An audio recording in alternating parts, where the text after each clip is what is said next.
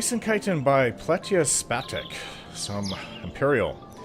The tale dates to the year 855 of the Second Era, after General Talos had taken the name Tiber Septim and begun his conquest of Tamriel. One of his commanding officers, Bietia of Iolios, had been surprised in an ambush while returning from a meeting with the Emperor. She and her personal guard of 5 soldiers barely escaped and were separated from their army. They fled across the desolate, sleet-painted, rocky cliffs by foot.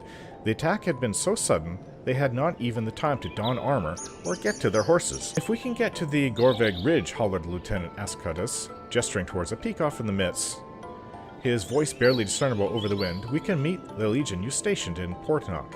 Beecha looked across the craggy landscape, through the windswept, hoary trees, and shook her head. "Not that way. We'll be struck down before we make it halfway to the mountain. You can see their horses' breath through the trees." She directed her guard towards a ruined old keep on the frozen isthmus of Nerone, across the bay from Gorveg Ridge. Jutting out on a promontory of rock, it was like many other abandoned castles in northern Skyrim, remnants of Riemann Cyrodiil's protective shield against the continent of Akavir. As they reached their destination and made a fire, they could hear the army of the war chiefs, Danstrar, behind them, making camp on the land southwest, blocking the only escape but the sea. The soldiers assessed the stock of the keep while Beetia looked out to the fog-veiled water through the casements of the ruin. She threw a stone, watching it skip across the ice, trailing puffs of mist before it disappeared with a splash into a crack in the surface. "No food or weaponry to be found, Commander," Lieutenant Ascudus reported. "There's a pile of armor in storage, but it's definitely taken on the elements over the years. I don't know if it's salvageable at all." "We won't last long here," Beecha replied. "The Nords know that we'll be vulnerable when night falls, and this old rock won't hold them off. If there's anything in the keep we can use, find it. We have to make it across the ice floe to the ridge." After a few minutes of searching and matching pieces, the guards presented 2 very grimy, scuffed and cracked suits of chitin armor. Even the least proud of the adventurers and pirates who had looted the castle over the years had thought the shells of chitin beneath their notice. The soldiers did not dare to clean them. The dust looked to be the only adhesive holding them together. "They won't offer us much protection, just slow us down," grimaced Escatus. "If we run across the ice as soon as it gets dark, anyone who can plan and execute an ambush like the war chiefs of Janstar will be expecting that. We need to move quickly, now, before they're any closer." Beecha drew a map of the bay in the dust, and then a semicircular path across the water, an arc stretching from the castle to Gorveg Ridge. "The men should go the long way across the bay like so. The ice is thick there, a ways from the shoreline, and there are a lot of rocks for cover." "You're not staying behind to hold the castle?" "Of course not," Beecha shook her head and drew a straight line from the castle to the closest shore across the bay. "I'll take one of the chitin suits and try to cross the water here. If you don't see or hear me when you've made it to land, don't wait. Just get to Portnock." Lieutenant Ascatus tried to dissuade his commander, but he knew that she would never order one of her men to perform the suicidal act of diversion, that all would die before they reached Gorveg Ridge if the war chief's army was not distracted. He could find only one way to honor his duty to protect his commanding officer. It was not easy convincing Commander Beecha that he should accompany her, but at last she relented. The sun hung low, but still cast a diffused glow, illuminating the snow with a ghostly light, when the 5 men and 1 woman slipped through the boulders beneath the castle to the water's frozen edge. Beecha and Ascatus moved carefully and precisely, painfully aware of each dull crunch of chitin against stone. At their commander's signal, the 4 unarmored men dashed towards the north across the ice. When her men had reached the first fragment of cover, a spiral of stone jutting a few yards from the base of the promontory, Beecha turned to listen for the sound of the army above. Nothing but silence. They were still unseen. Ascatus nodded, his eyes through the helm showing no fear. The commander and her lieutenant stepped onto the ice and began to run. When Beecha had surveyed the bay from the castle ramparts, the crossing closest to shore had seemed like a vast, featureless plain of white.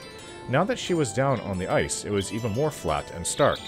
The sheet of mist rose only up to their ankles, but it billowed up at their approach like the hand of nature itself was pointing out their presence to their enemies. They were utterly exposed. It came almost as a relief when Beecha heard one of the war chief's scouts whistle a signal to his masters. They didn't have to turn around to see if the army was coming. The sound of galloping hoofs was the crash of trees was giving away the very clear over the whistling wind. Beatia wished she could risk a glance to the north to see if her men were hidden from view, but she didn't dare. She could hear Escatus running to her right, keeping pace, breathing hard. He was used to wearing heavier armor, but the chitin joints were so brittle and tight from years of disuse, it was all he could do to bend them.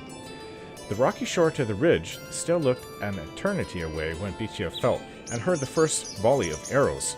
Most struck the ice at their feet with sharp crackling sounds, but a few nearly found home, ricocheting off their backs. She silently offered a prayer of thanks to whatever anonymous shellsmith, now long dead, had crafted the armor. They continued to run, as the first rain of arrows was quickly followed by a second and a third. "Thank Stendar," Escatus gasped. "If there was only leather in the keep, we'd be pierced through and through. Now, if only it weren't so rigid." Beatia felt her own armor joints beginning to set, her knees and hips finding more and more resistance with every step. There could be no denying it. They were drawing closer toward the shore, but they are running much more slowly. She heard the first dreadful galloping crunch of the army charging across the floe towards them.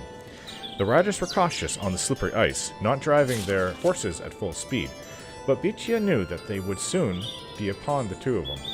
The old chitin armor could withstand the bite of a few arrows, but not a lance driven with the force of a galloping horse. The only great unknown was time. The thunder of beating hooves was deafening behind them when Escatus and Beatia reached the edge of the shore. The giant, jagged stones that strung around the beach blockaded the approach. Beneath their feet, the ice sighed and cracked. They could not stand still, run forward, nor run back. Straining against the tired metal in the armored joints, they took 2 bounds forward and flew at the boulders. The first landing on the ice sounded like an explosive crack. When they rose for the final jump, it was on a wave of water so cold it felt like fire running through the thin armor. Escatus's right hand found purchase in a deep fissure. Beatia gripped with both hands, but her boulder was slick with frost. Faces pressed to the stone, they could not turn to face the army behind them. But they heard the ice splintering, and the soldiers cry out in terror. For just an instant, when there was no sound but the whining of the wind and the purring lap of water, a moment later, there were footsteps on the cliff above. The 4 guardsmen had crossed the bay. There were 2 to pull Beatia up from the face of the boulder, and another 2 for Escatus. They strained and swore at the weight, but finally they had their commander and their lieutenant safely on the edge of Gorvig Ridge. By Mara, that's heavy for light armor.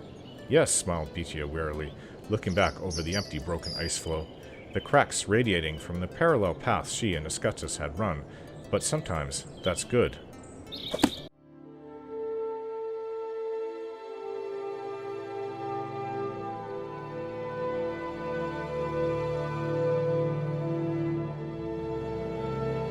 Don't forget to like, share, and subscribe.